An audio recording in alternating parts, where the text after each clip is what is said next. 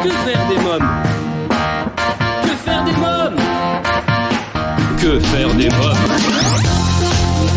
Que faire des mômes? Que faire des mômes? Que faire des mômes? Que faire des mômes? Que faire des mômes? Eric Couder.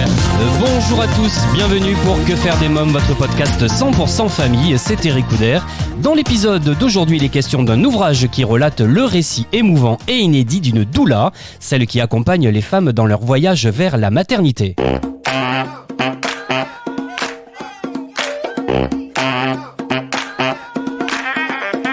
Bonjour Leslie Lucien. Bonjour Eric, merci de me recevoir. C'est avec grand plaisir. Alors vous êtes une doula, accompagnante à la naissance, diplômée de l'Institut des doulas de France depuis 2017, auxiliaire de puériculture et formée à l'hypnose périnatale, au chant prénatal, à l'éveil musical et au signe avec bébé.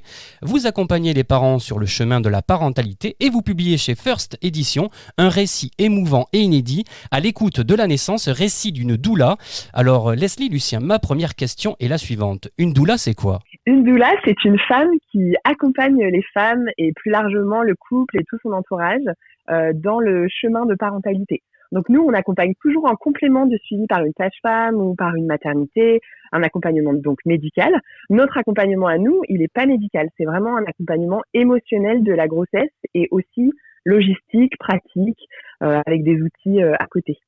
Donc, quelle est la différence entre une doula et une sage-femme pour qu'on comprenne bien ? Oui, alors la sage-femme, elle accompagne vraiment la femme dans son cheminement aussi de la grossesse, mais vraiment sur la partie médicale et émotionnelle. Nous, on n'accompagne pas du tout sur la partie médicale, donc on va vraiment avoir un focus sur l'écoute active autour de la grossesse, tout ce qui est émotionnel, et on va aussi donner des clés autour de la pratique, de la logistique, puisqu'on va aussi accompagner les femmes dans le postpartum, parfois en venant chez elles, en les accompagnant, en leur faisant même à manger, en accompagnant aussi les enfants. Donc c'est beaucoup plus large aussi. Et vraiment, l'idée, c'est d'être très complémentaire. Leslie Lucien, pouvez-vous nous préciser l'origine de votre vocation et comment est née chez vous cette force d'engagement auprès des femmes ? Eh bien, je pense en fait que j'ai toujours été doula. J'ai toujours accompagné et écouté, mais moi j'étais plutôt dans un domaine tout autre. J'étais chef de projet dans l'audiovisuel. Ouais. Et puis à la naissance de mes filles, j'ai eu envie d'avoir un métier qui avait plus de sens. Et je me suis aussi rendu compte en le vivant moi que les femmes pouvaient être souvent assez seules dans cet espace de la grossesse, de la parentalité, de la maternité, et les hommes aussi. Et donc j'ai eu envie de soutenir. Et je suis d'abord devenue auxiliaire de puériculture. Et c'est lors d'un stage en maternité qu'une sage-femme m'a dit, mais tu sais, ce que tu fais là, accompagner, être présente pour les femmes, puisque j'ai été présente pour une femme notamment à l'accouchement dans un stage en maternité. Oui. Elle m'a dit, mais ça s'appelle être doula. Et donc c'est cette sage-femme qui a semé cette graine en moi, et ensuite je me suis dit, mais oui, c'est ça, complètement, j'ai cherché, et je me suis dit, mais oui, j'ai envie de faire de l'accompagnement, et c'est ça que j'ai envie de vivre. Dans les premières lignes du livre, vous dites « Je ne serais pas doula aujourd'hui si je n'avais pas moi-même été mère. C'est ma maternité qui m'a amené à une réflexion profonde sur ma vie, sur mes engagements professionnels. » Oui, c'est vraiment ça. C'est vraiment, je pense que le fait de devenir mère et de sentir ce changement total de prisme où tout à coup, je me rendais compte que j'avais envie d'être dans le soin, j'avais envie de à la fois prendre soin de mes enfants, à la fois de prendre soin aussi des femmes, des pères, des femmes et de leurs partenaires dans cet espace de transformation immense. Oui, c'est vraiment pour moi cet espace de maternité qui m'a ouvert les yeux sur ce besoin en fait qui était là et qui est toujours là aujourd'hui. Donc je suis heureuse de pouvoir offrir cet espace d'écoute et de soutien aux familles. L'idée, c'est vraiment que nous, on vient pas remplacer non plus l'espace d'une sœur, d'une mère, d'une tante. On est vraiment dans un espace de neutralité qui est aussi différent de celui qui est offert par une sœur ou par une tante. Nous, on n'a pas de lien avec la famille sur toute son histoire, sur tout ce qu'elle a pu vivre avant. Donc c'est vrai que cet espace de neutralité, il offre aussi un autre terrain d'écoute aux familles. Et ça, c'est vraiment ce qui est précieux aussi dans l'accompagnement de la doula.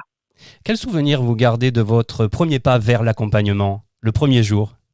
Le premier jour, je pense que pour moi, ce dont je me souviens le plus, c'est vraiment cet espace où plus rien n'existe. Quand je suis avec une famille que j'accompagne, c'est comme si tout autour, finalement, il y avait plus ma vie, il y avait plus tout l'espace de qui je suis. Je me fonds vraiment dans l'espace de la famille que j'accompagne, où j'ai vraiment envie d'être dans un espace empathique, dans un espace d'écoute. Et à ce moment-là, je me mets vraiment dans le prisme de la famille que j'accompagne. Et c'est ça que je ressens à chaque fois et que j'ai ressenti dès le départ dans mon accompagnement. Vraiment l'envie de laisser cet espace complètement à la famille, qu'elle puisse, elle, déposer tout ce qu'elle a à déposer, ce qui peut parfois être un peu lourd, mais pour qu'elle puisse vraiment se sentir entendue de manière très précieuse. Et ça, c'est des espaces qui existent peu aujourd'hui dans notre cheminement de parents. Donc, c'est ça qui m'anime, en fait, et qui m'anime depuis le début. Alors Leslie Lucien, quand faire appel à une doula ? Eh bien, en fait, on peut vraiment faire appel à une doula à tout moment, j'ai envie de dire, depuis le désir d'enfant, mais pas que, puisqu'il y a aussi beaucoup de doulas qui accompagnent les interruptions volontaires de grossesse. Il y a des doulas qui accompagnent aussi le fait de cheminer sur le fait qu'on n'aura pas d'enfant. Il y a des femmes aussi qui se disent je ne veux pas d'enfant.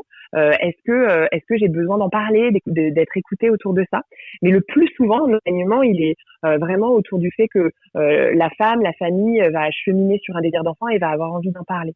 Donc parfois c'est depuis le désir, parfois c'est des familles qui sont en processus de PMA, elles sont accompagnées pour être aidées parce qu'elles ne sont pas enceintes pour l'instant. Donc dans cet espace-là aussi, on va pouvoir les accompagner. Et puis on les accompagne tout au long de la grossesse, parfois en présence à la naissance, toujours accompagnée par une sage-femme. Pour le coup, quand on est présente à la naissance, il y a toujours une sage-femme avec nous. Et puis en postnatal aussi. Donc le postnatal, c'est large, c'est pas que les premiers mois après la naissance, ça peut être la petite enfance. Il y a des familles que j'accompagne vraiment très longtemps, parfois même jusqu'à l'entrée à l'école. Chers auditeurs, si vous souhaitez en savoir davantage sur cet ouvrage, à l'écoute de la naissance, je vous donne rendez-vous au prochain épisode. Merci pour votre fidélité, à bientôt.